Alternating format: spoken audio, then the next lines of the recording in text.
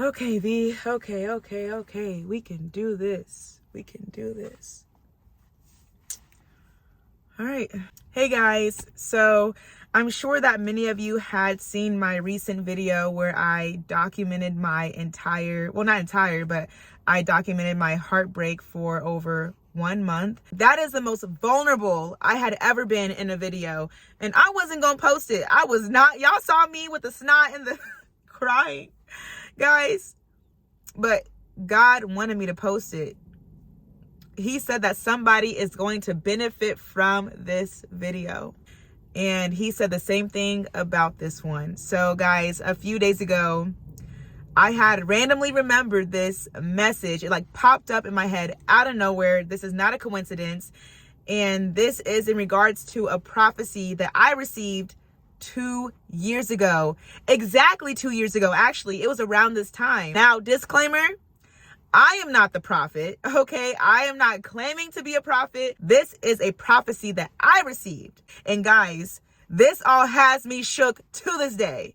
2 years ago, I remember it like it was yesterday. So let me go ahead and share with you guys what happened. This is January 31st, 2021. I had ended my marriage 2 days after my ex's birthday. That's besides the point.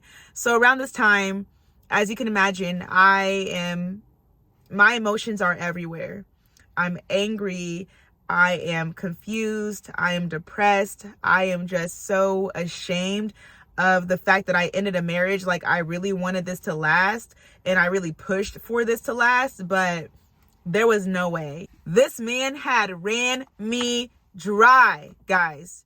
If you have not seen my series, go and watch it and you'll see why. But he had ran me dry. So I was just done at this point because I was tired of the lies, deceit, manipulation.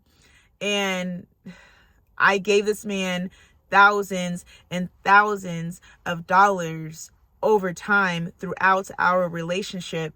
And so when I ended things, I'm looking back like, oh my gosh, like what was I doing? Like, why did I do that? And I'm just getting angrier. And then I start to get mad at God, asking him, why did he put me in this situation? Why am I getting hurt again? All I wanted was love.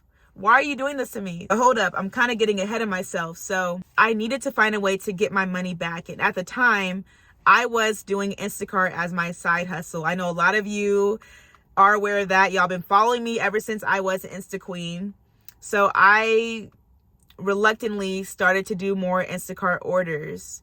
Now imagine, I'm going through a divorce, I'm depressed, and I have to force myself to get out of bed to go do these Costco orders to get my money back, guys.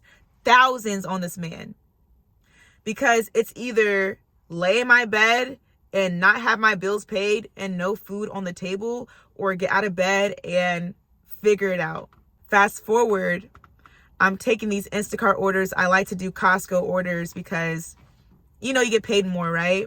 And so I'm doing these orders, and as I'm driving, my music is off. And when my music is off, I like to pray. But this time, y'all, I don't think those were prayers. It was like angry, like having a conversation, a very stern conversation with God. I wasn't really praying. I was like, bro, and I done had it, okay? So I remember taking this order from this woman named Deborah.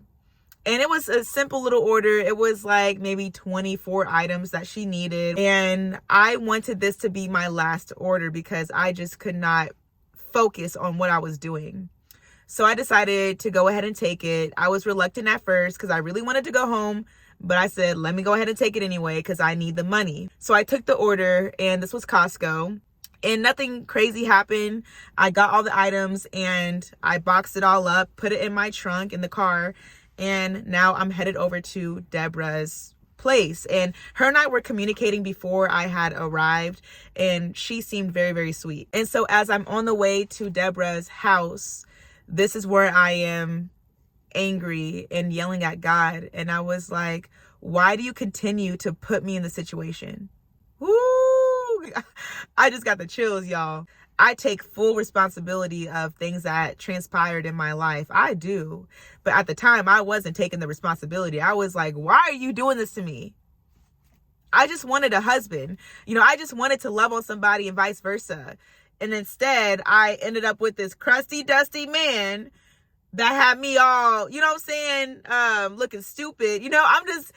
I don't even remember the specifics of what I said, but I know I said it. I know I said it because I was mad. I was mad that day, and I am crying on the way to Deborah's house. Y'all, I was done.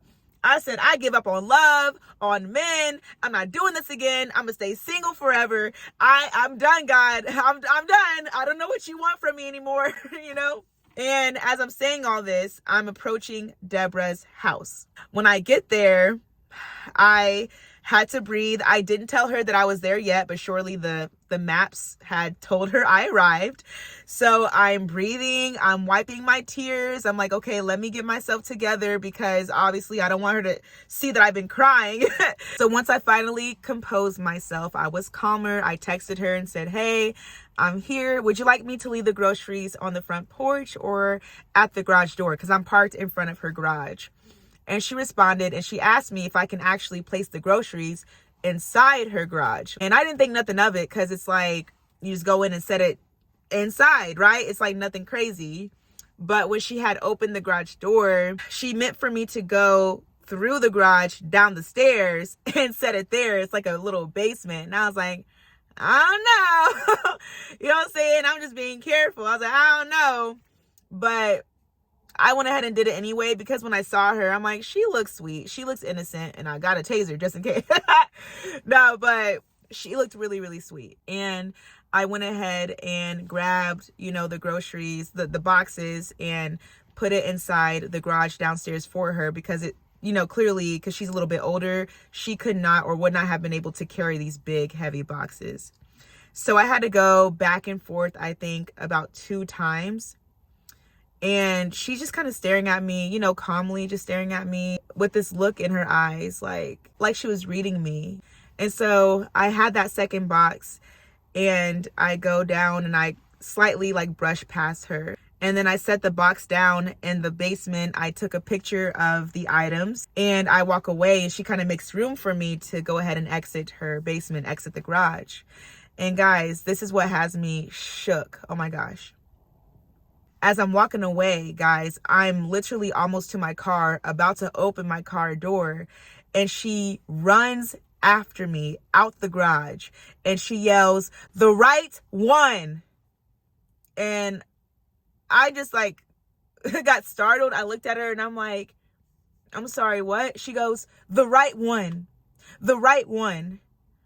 And I was confused because I thought she was referring to the groceries. I was like, oh my goodness, did I mess up your order or is something wrong? I thought I got everything on the list. Did I miss something? I'm just thinking that way. And she comes more out the garage and guys, she is shaken. She is shaken up and her face is pale. She's a white lady. Her face is pale. Her eyes are red rimmed and she looks like she saw a ghost or something. And I'm like, ma'am, are you okay? And she was like, I hope that this does not come off as weird. But God wanted me to tell you that the right one is coming. Oh my gosh. And I just stopped. My jaw definitely dropped. And she was like, he wants you to know that the right one is coming. She goes, I hope that this does not come off as weird. Please don't think I'm weird or take this the wrong way, but God wanted me to tell you this. She was like, you are such a beautiful person, a beautiful spirit, and the person who's going to come into your life, he's going to treat you so, so good. He's going to love you so good. Please, please don't settle. Please don't settle. She's begging me, don't settle. The right one is coming. And she was like, I seriously hope that this is not weird. And I cut her off and I was like, no, it's not. Because I was just praying about this on the way to your house. And she was like, well, he answered your prayers. What? What? This is the first time, guys, that this has ever happened to me. I I didn't know what to say. I was like shocked. And she was like, I wish I could hug you right now. She's like, you're my sister. Like, you're my sister in Christ. And I wish I could hug you right now, but COVID. And I was like, no, I appreciate you. Thank you so much. And she was like, I love you so much. And I was like, wow. Like, she was very, very, like emotional, like passionate. And I felt it. That wasn't her. That was God. She doesn't know me. She doesn't know that I'm single. She didn't know that I just ended things with my ex. I was so shocked, shaken up. And I told her, thank you 1,000 times. Thank you, thank you, thank you. Like, and then I had got back in my car and I went from being angry at God and praying angrily to God to silence on the way home. I drove all the way home quiet, thinking about everything that she had just said. That was God, guys. So for those of you who are going through this single season, first off, you're not alone, because, hey, hello, I'm very single as well. But instead of looking at it as I'm lonely, like, no. I know I'm single, but I'm not lonely because God is with me. And I've been receiving a lot of other messages saying that God wants me for himself. So this could be your season too. I understand that you want a husband, a boyfriend, a partner. You want someone to love, right? And to share this happiness with. But if you have a track record as well of iffy relationships and you have not been giving your life to God, this is a sign to do so. Give your time to God. Instead of thinking about men constantly, instead of focusing on who is going to be your husband, don't worry about those things and have faith that God is working for you in the background. He's going to help you. He's doing it already. He's done it already. Have faith. It's going to happen. But you also have to do your part as well and seek God. And guys, after I got the prophetic message, did I listen to it? Not really. No. I still got caught up in some messes. I really did. Like, I remembered it clearly, but I didn't take it so seriously. But now I do. I received the message and I'm grateful for the woman, whoever she was, for sharing that with me. And in this season, guys, we have to endure. Like, it's going to be a lot of, what's the word? Long suffering, one of the fruits of the Spirit. We're going to have to be patient in this season. And eventually God will gift us with that man, bless us with that partner we've always been praying for. Not settling. We're not going to settle, guys. Do not give it to temptation. Do not settle just because you feel lonely. Don't do it. Be with yourself and be with God. Don't download Hinge or Tinder. Don't have meaningless sex. And we're going to talk about sex and celibacy soon. Don't be doing none of that. And be with God. Have patience and have faith that more and better is on the way. God does not want to see us suffer. He doesn't want that. So have faith. Anyway, I hope you guys got a lot from this message. It still gives me chills to this day. But the right one is coming. Be patient. Be prepared. And have faith. I love you guys.